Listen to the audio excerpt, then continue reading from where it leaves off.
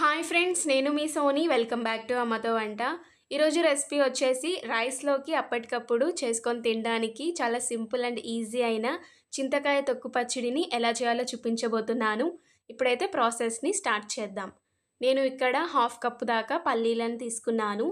ఈ పల్లీలను మంటను సిమ్లోనే పెట్టుకొని డ్రై రోస్ట్ అయితే చేసుకోవాలి. పల్లీలు బాగా రోస్ట్ అయ్యాయి, పక్కకు దించేస్తున్నాను. ఇప్పుడు స్టవ్ పైన కడాయి పెట్టి 1 టేబుల్ స్పూన్ దాకా ఆయిల్ వేసి ఇందులోకి ఒక 6-7 పచ్చిమిర్చీలు, ఒక పెద్ద టమాటాని కట్ చేసుకొని వేసుకోవాలి. ఇవి కూడా బాగా మెత్తబడేంత వరకు ఆయిల్లోనే వేయించుకోవాలి.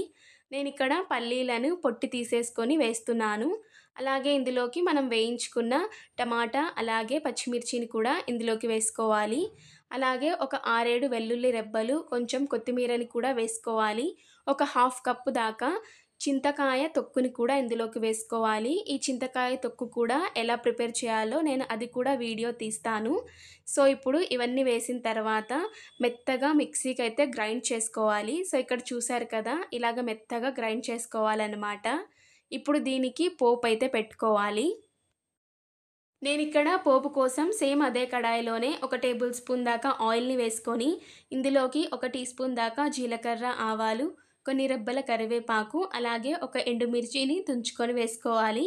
పోపు చిటపటలాడుతున్నప్పుడు మిక్సీకి గ్రైండ్ చేసుకున్న చింతకాయ తొక్కు పచ్చడిని ఆయిల్లోకి వేసుకొని ఈ ఆయిల్ బాగా కలిసేలాగా కలుపుకొని ఇంకా స్టవ్ ఆఫ్ చేసి దించేసుకుంటే అంతే అండి. టేస్టీ అయిన చింతకాయ తొక్కు పచ్చడి అయితే రెడీ అయిపోయింది. ముందు చెప్పినట్టుగానే చాలా ఈజీ ప్రాసెస్, సింపుల్గానే చేసేయచ్చు.